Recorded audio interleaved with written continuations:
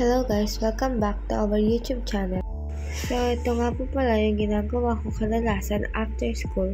Tinatapos ko nga po pala yung mapay kasi umulit ako. So, ito pong activity namin na to ay ipapasa bukas. So, gumawa po ako ng types of blending and nag-drawing din using graphing lines.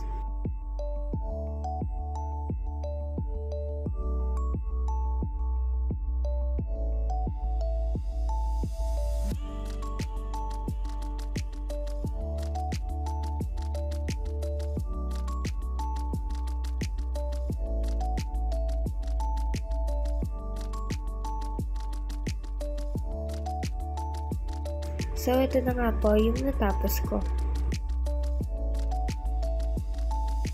So, ayan lang guys. If you like our video, don't forget to buy us a cup of Coke or coffee and see you next time. Bye!